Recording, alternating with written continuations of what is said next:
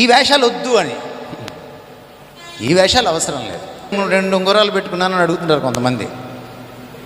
ఒకటేమో మా ఆవిడ ఇచ్చింది కాబట్టి తప్పకుండా పెట్టుకోవాలి, పెళ్ళి ఉంగరం. మీరు అర్థం చేసుకుంటారని నేను అనుకుంటున్నాను. రెండోది మా నాన్నగారు పోయేటప్పుడు ఇచ్చారు, ఆయన గుర్తుగా పెట్టుకున్నాను. అంతే, ఈ 2. ఒక కారణం ఉంది దానికి. కనుక మనకు తెలుసును మనం ఎందుకు పెట్టుకుంటున్నాం. మీరు తీసివేయండి అని. మరి బంగారం అంత ఇష్టం లేకపోతే దేవుడికి, మరి బంగారు వీధులు దేనికి? పరలోకంలో బంగారు వీధులు ఎందుకు? బంగారు పాదాలు మనం ప్రార్థన చేస్తుంటాం కదా, నీ బంగారు పాదాలని. బంగారాన్ని కూడా దేవుడే సృష్టించాడు, కాకపోతే దాన్ని దేవుడి స్థానానికి ఎత్తకూడదు. అది మన విలువని పెంచుతుంది అనుకోకూడదు.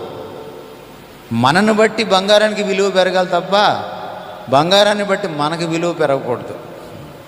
ఆ దీనస్థితికి మనం వెళ్ళకూడదు. డబ్బులు మనం ప్రింట్ చేసుకున్నాయి, డబ్బులను బట్టి మనకు విలువ ఉండకూడదు, మనల్ని బట్టి డబ్బులకి విలువ రావాలి. ఉద్యోగం మన కోసం, మన ఉద్యోగం కోసం కాదు. ఉద్యోగానికి మనల్ని బట్టి అలంకరణ, శోభ రావాలి, గుర్తింపు రావాలి. ఉద్యోగాన్ని బట్టి మనకు గుర్తింపు రాకూడదు. దేవుడి తర్వాత ఈ ప్రపంచంలో ఎవడు గొప్పవాడంటే మనిషే, స్త్రీ పురుషులే. అది గుర్తుపెట్టు.